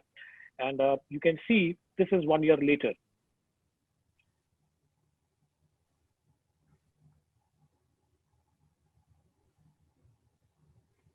So as we keep coming down, he came with pain in the right groin. There was a small wound there. He had excruciating pain, and this has typically happened during the lockdown period in Mumbai. And then he said that he was in a lot of pain. He could not tolerate that. He was getting fever. So he was getting treated and worked up for COVID. Then he said that he's got a small pustule in the right groin. And as we come down there, you can see in the right groin area,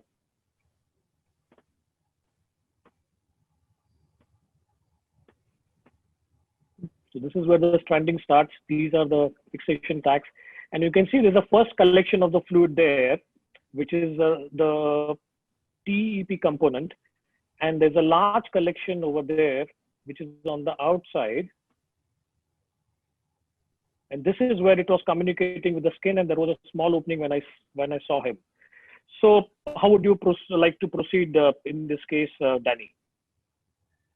It seems that with such large collection on the outside, you have to go open. But this retromuscular mesh infection sometimes do better when you go from inside. And I think I may have explored him laparoscopically and get directly to the mesh, because that's a problem. So if you can go inside and look at the mesh area, open the abscess there, and remove the mesh, sometimes it's quite easy to remove. It's not that stuck because it swims in a pass. Then you may have a solution without opening the groin. and then you can add some counter incision just to complete the external drainage. So I may try that. Okay, so Rod, the question to you: would you like to do this from outside or from inside? Look, I agree with Danny. I'd probably look on the inside, but he certainly needs to have the external component drained. And then I just perhaps wait and see. But yeah, sometimes they are easier to pull out internally. Okay. So what typically happened was, since I saw the major component was outside, when I took him up for surgery, and I always feel that Mother Nature has been kind enough for him to, extrude the whole thing. Let us see what happens from outside.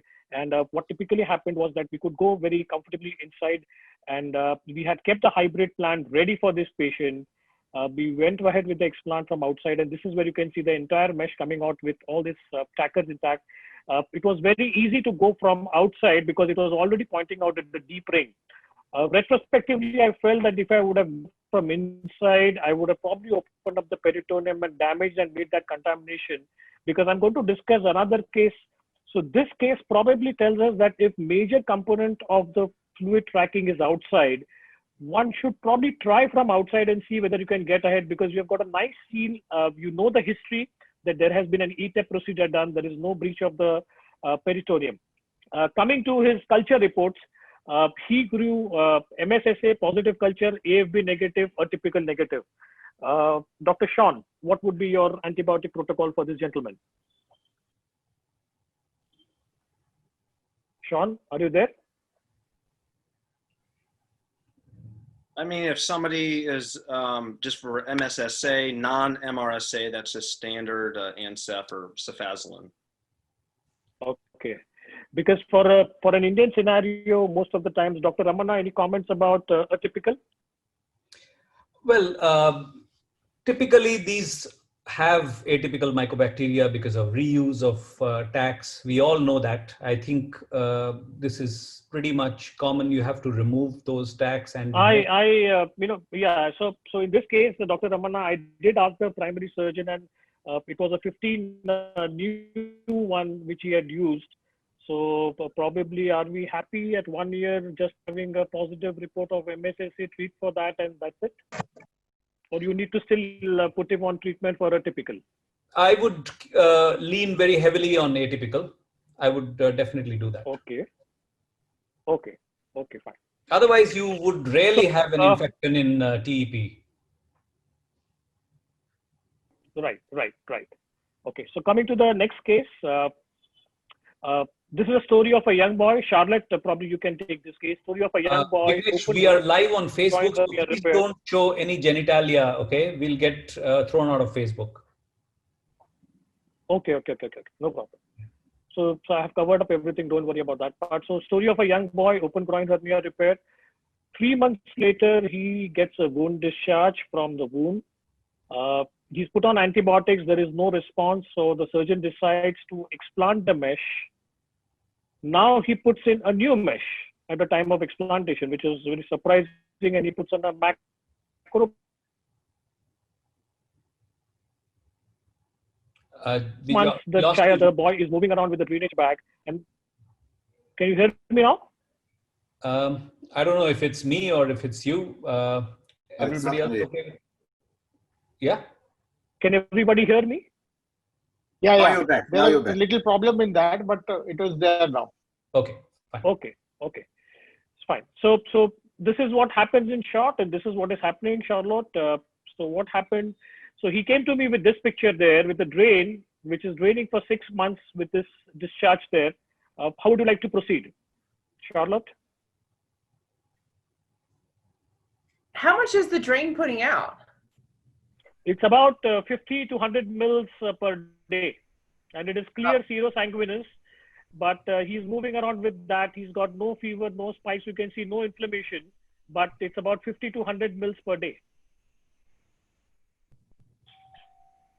You know, I would probably just go back and take. He looks relatively thin. go back, take his old mesh out, take the drain out, and just do a tissue-based repair. Yeah. So this is what even I planned, and then the mesh was explanted completely. It was just floating there. I do have a CAT scan, but it was floating there. This was his wound on subsequent dressings doing after that. But the point which I want to make here is that typically when you have a track like this, I feel that we should follow the principle like malignancy about seedling, because in case if this patient has got an atypical organism coming in, please excise also the sinus tract. As you can see here that I've gone ahead and even removed that, because what came out later on, this is what was the wound like, and this is later on, was that he grew atypical, and then he had to be on a treatment for almost about a year. So the message from that case is that please try to remove the sinus tract, otherwise you can have a trouble. The next case, Rod, probably you can take up that. Groin hernia, we have 60-year-old Rakesh gentleman. Thakkar, Jignesh. Yeah. We have Rakesh Thakkar waiting. So we can ask Dr. Rakesh. 60-year-old gentleman, this is a case courtesy Dr. Rahul who had shared this patient who had come to him from someone else. Bilateral TP done in 2015. And 5 years later, this gentleman comes with pain in the right groin and fever. Pus is aspirated and the cultures show a positive growth. And this is a patient, and this is his CT scan. So Dr. Khattar, if you would comment on that.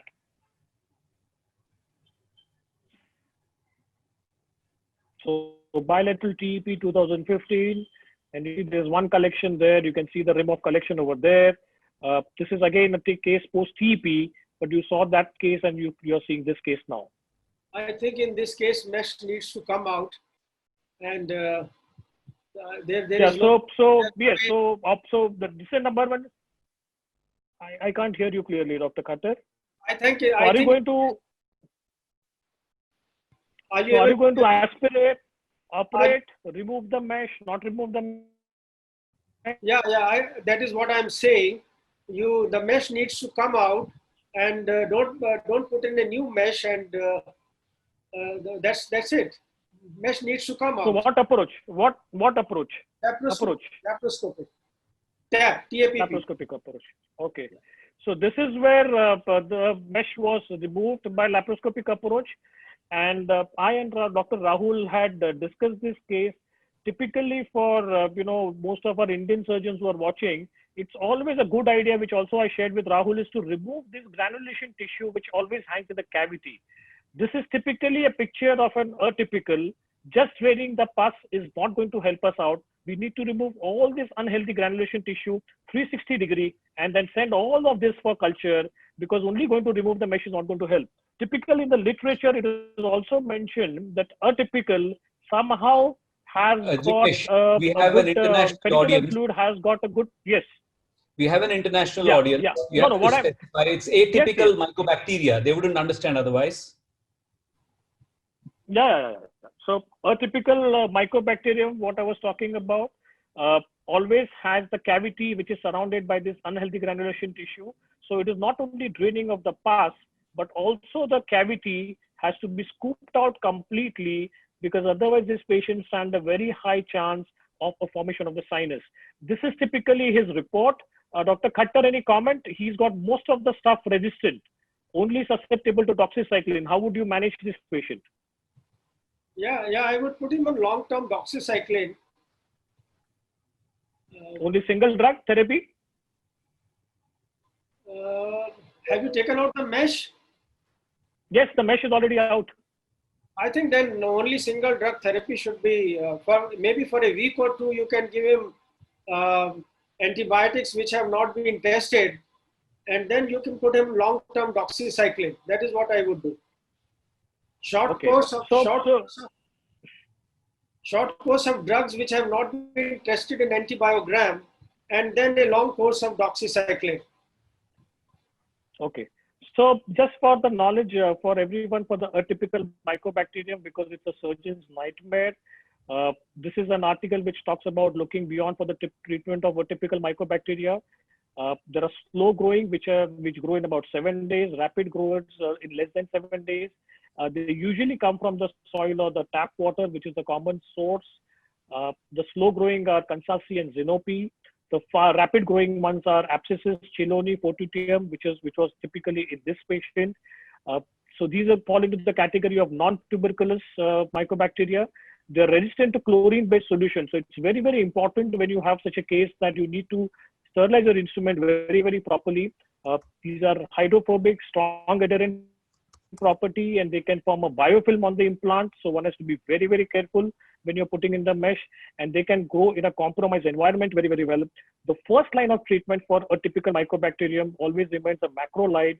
In addition to that, a combination of ethambutol along with rifamycin. I usually put my IED specialist into the picture, but remember the treatment duration is sometimes from 6 months up to 1 year.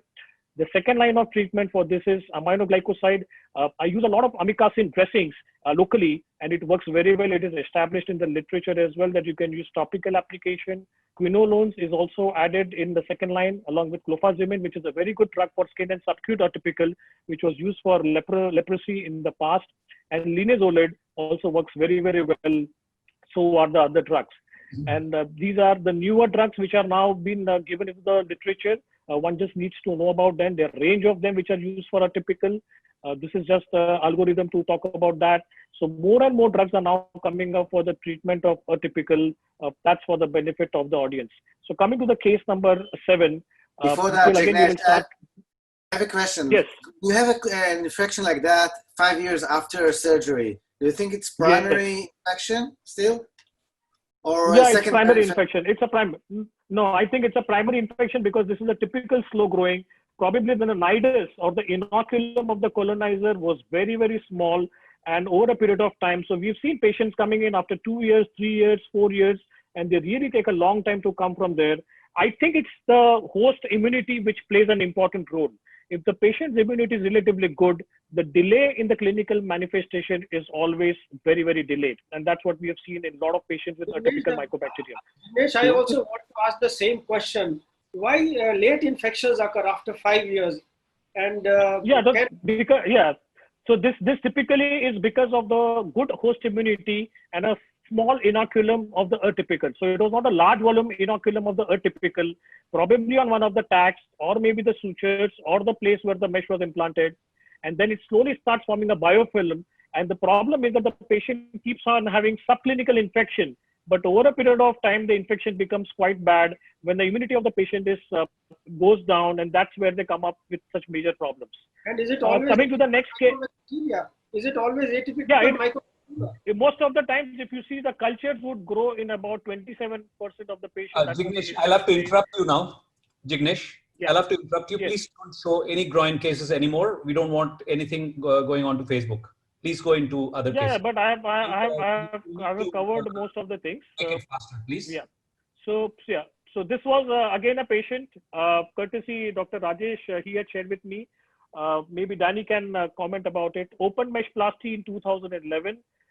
He underwent later a suprapubic cystolithotomy for a large bladder stone in 2013. And then typically the patient said that he's got some discharging sinus and thread-like material, which is coming from the suprapubic scar in 2019. So it's about a decade-long story. What's happening, Danny?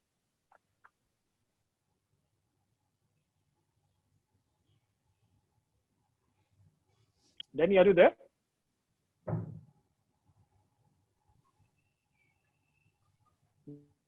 Maybe I would probably direct it to Sean. Hi there. So with a chronic, it sounds like a chronic draining sinus after a previous mesh placement. Yes. Step 1 is getting rid of any source of infection. And you know, when I was listening to the talks from both you and Charlotte, I think one of the big sort of things, especially with ventral, but and also applies to the groin though, is staging your repairs. I think there's an aggressive approach for some people. They want to remove the infection, fix the hernia right then and there. I'm a little more conservative where I like to stage these out, where to me, step 1 is just getting rid of any source of infection, whether that be removing mesh, all permanent sutures, all chronic draining sinus, the sinus tracts themselves, doing as best debridement as I can of all good tissue. And then primarily closing that hernia. You know, if I have to bridge that with a biologic or a bioresorbable mesh, I'll do that at that time. And the whole goal is get rid of all the source of infection, temporize the hernia, and then come back to fight another day. That is, I don't want to burn any bridges from that first surgery that I do by burning up different tissue planes in my retromuscular plane. So step one is cleanup job, remove all foreign bodies and infection. And step two, whether it be a few months or a year or whatever it is down the road, then I'll commit to a more formal abdominal wall reconstruction procedure. And at that time, I probably have more choices for mesh. Perhaps since I've cleared that infection, if there's no ongoing infection, then I can use hopefully a permanent macroporous polypropylene mesh. And we have to also remember that not all cases recur. So if we remove the mesh and do a primary repair, many of these cases will just stay fixed. Agreed. So in this particular patient, what happened was investigated, and there was a mesh which was eroding into the bladder. So I typically talked about the science lecture where there is a weakened area and probably the mesh has migrated into that. So it had formed a stone also along with that. So the mesh was explanted from the bladder along with the stone, and the patient had an uneventful recovery. So this is again a next case, victim of ETAP-RS. Maybe I would request Rod or Sean to comment on this. Typically, we all know that when we are doing an ETAP-RS procedure, the crossover is the Achilles heel, and we've all gone into that problem. This is typically a case where while doing the crossover, what the surgeon has done is he has completely lost his plane and he has landed up into this zone. This is what has happened at the second surgery. The patient has come back with a recurrence and the mesh had to be removed. Sean, you can just see the video. The surgeon is in the subcutaneous plane, the second surgeon now, and this is what he's showing us.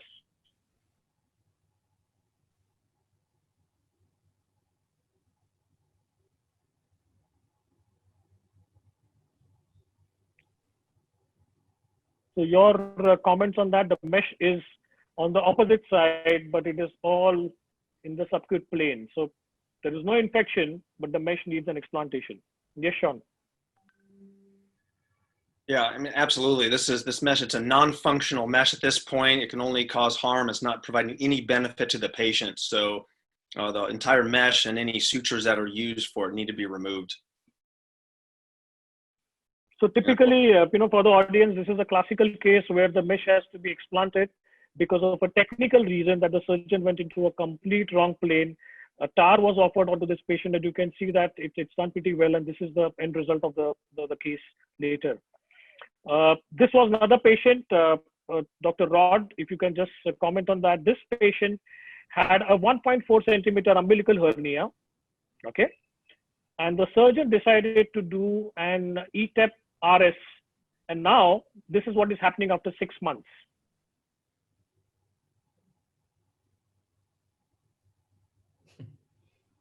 On the CAT scan, it is showing a 12 centimeter defect. Is it a technical failure, or should we call it as a recurrence or a surgeon's signature? Yes, Dr. Rod, Well, it depends. Your comments. It depends upon how nice you want to be to the other surgeon. But he's used a bulldozer to dig a small hole to plant a rose bush. It's just Absolutely. he probably should have done a different procedure. Yes. Now he's got a bigger problem, and to repair it's going to require at least a retrorectus repair, possibly a TAR. I don't know. I'd look at the scans depending upon how wide the rectus muscles are, and whether that's done minimally invasively or as an open procedure will depend upon the skill of the surgeon. But if I'd been doing it, I would have done probably an open operation through a small incision and put the mesh in the retrorectus plane at the first surgery. But sometimes I do these laparoscopically as well. Okay. And of course, you can make a case on a 1.4 centimeter hernia just closing. Let me ask Rod, okay. Let me ask you, Rod, if the patient is saying that he is asymptomatic, would you just leave him alone? No, I think the problem is that's going to become a 15 centimeter wide and then a 20 centimeter wide defect over time. It's just going to get bigger and bigger, and it will become symptomatic. Okay. And Todd Hannaford's recently shown that watchful waiting whilst it has its moments. No doubt do get bigger more often than not. I agree. This is not an asymptomatic abdominal hernia. This is disruption of the abdominal wall. So this should be fixed. So I thank Dr. Chetan for sharing, because this patient was referred to him, operated by some other surgeon. And he was in a dilemma that the patient is saying that, doctor, now I have a bigger bulge. I do not have many symptoms, what to do. So we were in a little dilemma about what has to be done. But I think you've given a clear message that this is going to become bigger as the time goes. Coming to the next case, I'll probably put it up for, so I think we will avoid this groin cases. This is courtesy Dr. Just Punjani. one more case, Jignesh, and keep the other cases for another session on complex hernias. Yeah. No problem. So I'll just go through this. You've got something more. This is again an explanted mesh, Dr. Punjani's case. Yeah, so this is a little interesting. This is post-IPOM. 3 months later, patient has got pain and fever. So, Sean. Patient has undergone an IPOM. 3 months later, the patient comes back with pain and fever. And I think even I would like to have a joint comment by Charlotte a little later. The mesh has to come out, or she wants a mesh to, salvage this mesh.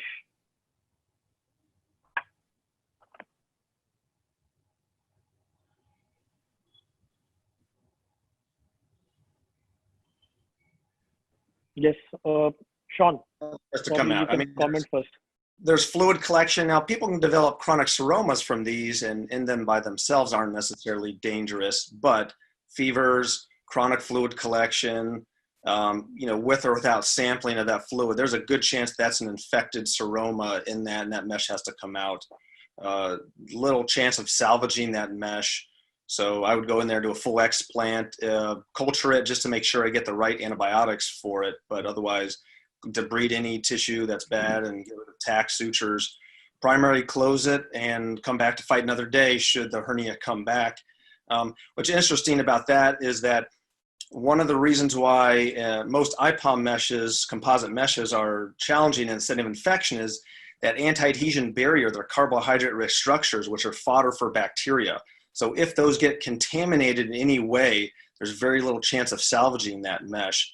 As opposed to non-coated meshes, especially in the retromuscular plane, the macroporous polypropylene are very tolerant in the setting of infection. But infected IPOM meshes, especially depend on the material like polyester, or if there's any PTFE, that's game over. It's got to come out. I think it also depends on the cover itself, because if you use collagen or hyaluronic acid, then it dissolves. If you have PTFE, of course, it has to come out. Okay.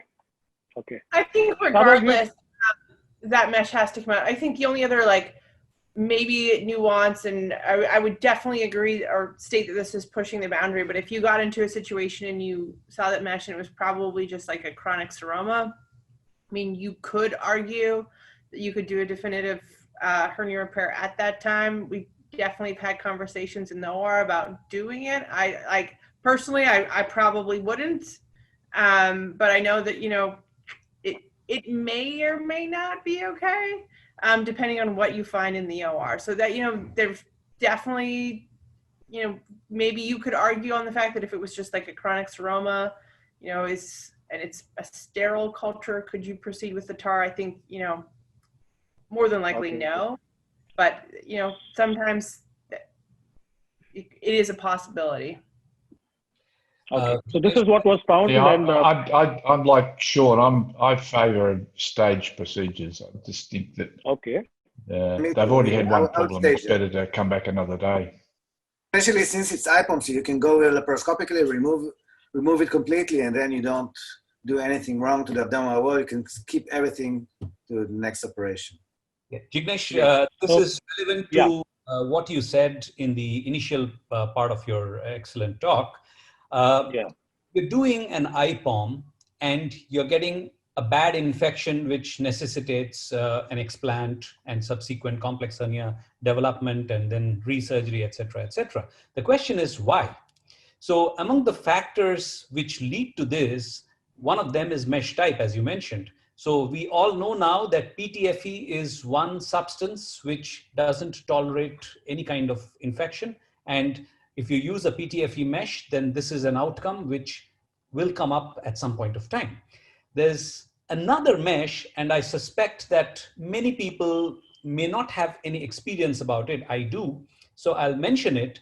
There is or was a certain brand of mesh, which is, I think it was just basically polypropylene coated with omega-3 fatty acids, marketed as Secure, C-Q-U-R, by Atrium.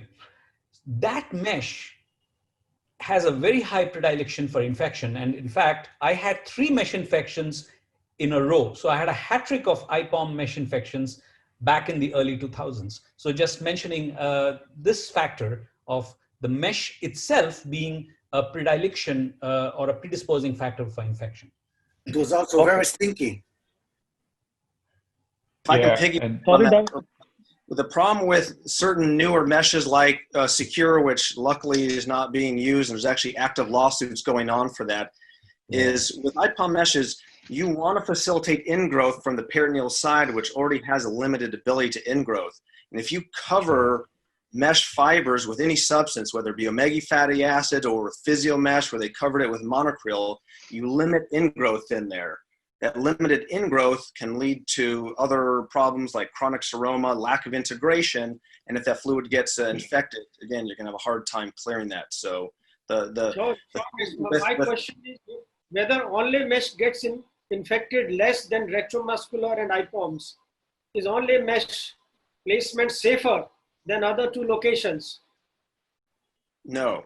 Well, each tissue plane has its own risk-benefit profile. So the thing is, as Rodney already said earlier, the closer you are to the level of the skin, the more potential for skin contaminant or skin flora to get infected that mesh. I do not think that onlay is safer than other planes. Retromuscular is probably the safest plane because not only is it further away from skin, you're adjacent to well-vascularized tissue. You get better neovascularization, tissue ingrowth. You're going to be able to get over an infection easier. Whereas with an IPOM mesh, you have very little ingrowth, even though you're further away from the skin. So again, each tissue plane has its own pros and cons, but retromuscular plane has been shown to have the lowest incidence of infection and greater chance of mesh salvage. Okay, so Jignesh, we'll stop with Yeah, this. I think it's just, And, just one, if you don't mind, can I just discuss one case scenario because that is useful for the audience. Maybe I'll just pick up that case as a last case. Maybe I can have a comment. This gentleman had undergone a scola about a year back, and now he's come back with this. So, this is the CT scan. I'll just rush to the CT scan for all of you. It is about a year back. No fever, nothing, no tenderness. He's come with this a year back after scola. So let's start with one comment from each one of you. Let's start with Sean. What would you do? The chronic seroma, you can try to drain it with an IR drain, but that looks like a pretty thick rind on it. So you probably have to do a capsule resection of it. I would certainly sample it for culture, but I don't see any evidence of stranding or other signs of infection. So probably it's just removal of the seroma cavity and more for future note to make sure that if you do a scola or any onlay approach, that plane needs to be drained for a long period of time to reduce the chance of seroma. Okay. So Danny, just aspirate the fluid or laparoscopically open up, remove the fluid or remove the cavity in total. Give it one chance of percutaneous drainage, and if it recurs, then I go in laparoscopically and try to eradicate the cavity. Okay. So what we did was, if you see the chronicity, the chronic seromas usually would not get amenable. This was a nice cavity forming there and everything was inside that. And you can actually see the mesh here, which is right there, and that's a huge seroma there. So the message is, if you have a chronic seroma, I think it would be a good idea to go and remove the cavity with the mesh completely. Only aspiration probably will work in the earlier stages. And you can see here how thick is the cavity of the seroma after we remove that. And this was a well-formed sac. this is the end result. The patient did pretty well, and he did not have any recurrence of the hernia. A little later, we followed him up for a couple of months after that. So probably I think I'll end my case scenarios there. I had another last case, but it's fine. So just to have my concluding take-home messages from all this discussion we had today, mesh infection and mesh explantation is to be taken very seriously. I think one should have a deep knowledge about the science behind it. As you learn that, understand more about the mesh and the tissue interaction, and remember that after you have done a mesh plasty, follow for at least 3 years, because this is the time up to which the mesh can get explanted. And please study the explanted mesh as a surgeon along with your microbiologist or the pathologist, so you can understand better what is happening. So in future, it is a learning for you. And finally, once you have gained all the knowledge, imaging is the key. Keep the microbiologist and the ID specialist with you all the time. And especially in the Indian scenario, a typical mycobacterium still plays an important role. So we need to understand the nuances of the latest guidelines and treatment management. Thank you very much, all of you. And it was a wonderful panel. And back to Dr. Ramana. Okay, concluding remarks from every one of you, please. Charlotte? So just as Dr. Jignesh says, I think that when you're kind of deciding whether or not to explant or salvage a mesh, that it's really important to understand mesh characteristics and mesh location. Those can really kind of guide your decision as to whether or not that mesh is salvageable or not. Danny? I think we've learned that there are many factors here, and I think that one of the main messages should be what Charlotte said in the beginning, that we should always remember that there's a difference between significance and clinical significance. And also regarding science, we have to know the science, but sometimes when you're facing a patient, it's only a clinical decision. Okay, that's interesting. Sean? Thanks again for having me. I would just say that, know your mesh. There are different mesh. Each hospital has the ability to have sometimes multiple meshes, or they're contracted. So you really got to know your mesh at hand, or work hard to get mesh that you think is the best for your patient. And then also just don't burn bridges. If you can avoid big operations on people that don't need that big operation right now, try to do that.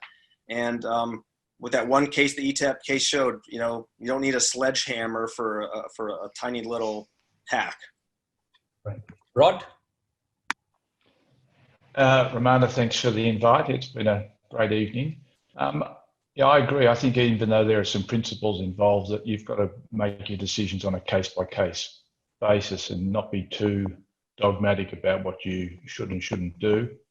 And if you're listening in a few weeks' time, I'm going to give you some hints as to how you can avoid getting wound and mesh infections anyway. So hopefully we can do that.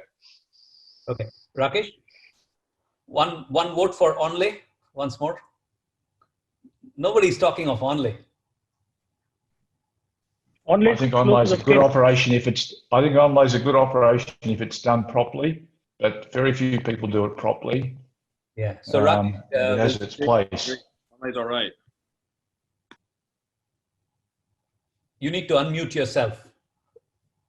Can somebody unmute Rakesh, please? Yeah. Yeah. Yeah. What I'm saying is every mesh infection has to be clinically assessed by CT scan, and then treated conservatively at the first go, unless the patient is going into sepsis. In that case, you have to take aggressive measures, and many meshes can be salvaged. That has been my personal experience over the last so many years, especially on the onlay positions. And the 7 to 10% mesh infections quoted for ventral hernia repair, I think it is an excessive figure, and these rates are much lower. Okay.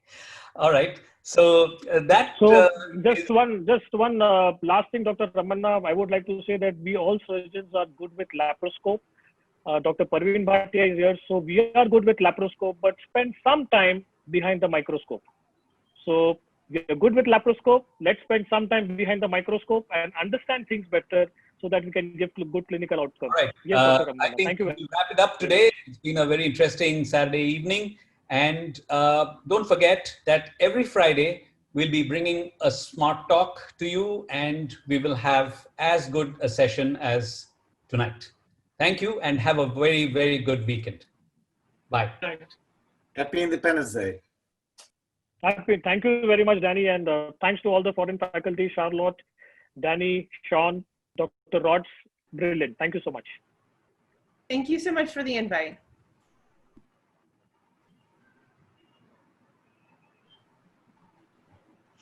Sean, Charlotte, stay safe.